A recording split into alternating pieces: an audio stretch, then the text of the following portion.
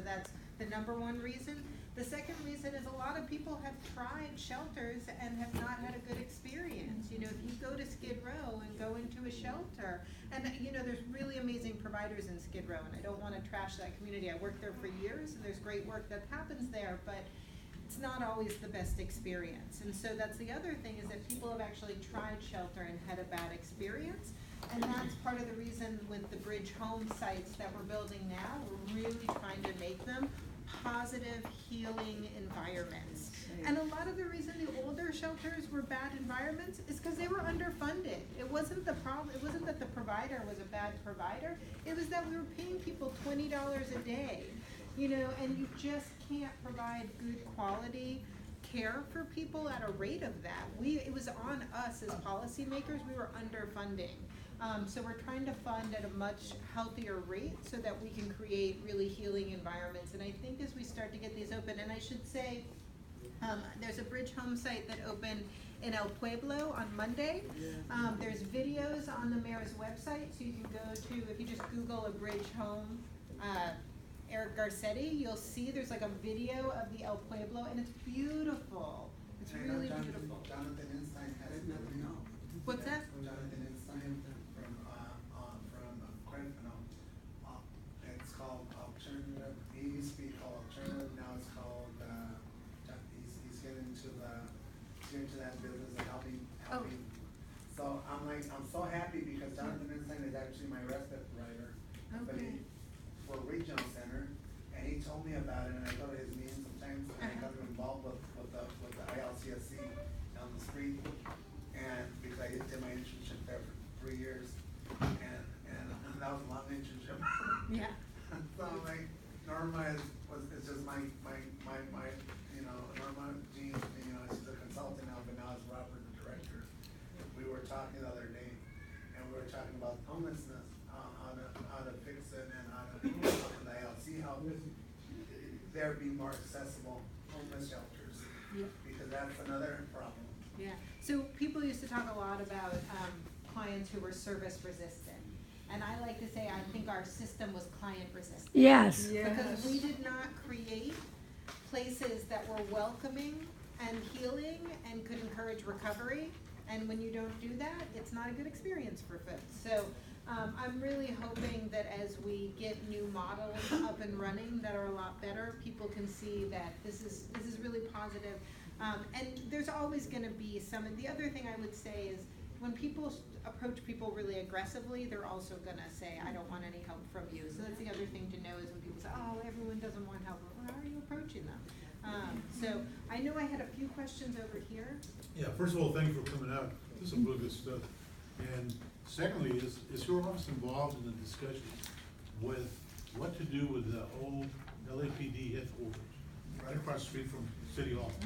And so I understand it, it's either going to be torn down for new administrative and offices, or possibly be used as a housing.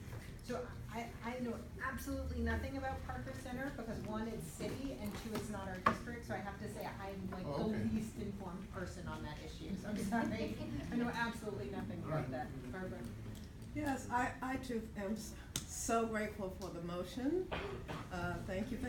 Yeah. Please tell your boss thank you. Well, thank and you, thank you. Jacqueline in Han's office because we've been talking about boarding cares and having meetings, and Jacqueline finally memorialized it in a motion. So she did a lot of the heavy lifting, which we were thrilled about. Good to know. So a couple of questions I have. One is specific to homelessness. I see and I know in Santa Clarita, which is also a town, you know, where we have no homelessness, we have homelessness, and we have homeless mothers who are living in their cars with their children. And it's so widely known that the schools now kind of open their facilities, and I'm sure Larry can speak to that better than I can at COC, that they make accommodations for people could come early and shower and change clothes and that sort of thing. So we've got homelessness in suburbia. Yeah. And we also have a real healthy dose of denial and NIMBYism. Unless money's attached to it, then they get real interested. One of my questions is about mothers with children, because the Silmar thing, as I understand it, it will Yeah. take women, Yeah. but not Not women children. with children. Yeah. So is there anything being developed for women with children? Yeah. That's good to know. Yep. And secondly, I know that everything is just like, right now, what do we do with the problem right now? But really, this homelessness, in my view, is a manufactured problem from Congress. We have a Congress that has consistently, for the last 6 or 8 years, cut the funds and cut the funds and cut the funds to HUD, so that HUD cannot fund the same number of vouchers. And I've talked to people that work in housing offices in various incorporated cities, in SPA too, and they all tell me the same thing. Barb, we got vouchers up to here. Yep. But we don't have the money to fund those vouchers, and we even have to have people that have vouchers, put them out so that they become homeless, because every year the funding goes down and down and down. So the real answer, in my opinion, and I know this is an apolitical thing, but I'm just gonna put it out there. If you don't understand the connection between Congress and homelessness, you need to listen up, because this election is important. The people that are in Congress right now are part of the reason why we have so much homelessness right now. And, you know, I will say, I spend a lot of time looking at the housing crisis. It is a global issue, and so you take local governments at the city and county level trying to combat a global issue, and it's really challenging. It is really, really challenging to just try and fight this at the local level. We really do need the engagement of our federal partners, and it has been a challenge, and, you know, I just hope that people are gaining awareness of how serious the crisis is and the impacts on people's lives. I do just want to say around children, families with children, we do have a very robust family coordinated entry system. Marco's here from LA Family Housing, who leads your family coordinated entry system in addition to your single adult system. The board has made a commitment that no child should sleep anywhere unfit for human habitation. And what that means is that we are trying to expand family crisis housing. We try and do it in more residential areas. So the Silmar Armory is a very industrial area. We really want, in terms of the family sites we do, for them to be single family homes where people can feel more normalized in the community. LA Family Housing has opened some additional homes. They opened one in Woodland Hills 9 months ago. Yeah, we have one in Van Nuys that just opened up a couple months ago. There's one that we're working with the Blue Valley up in Chatsworth as well.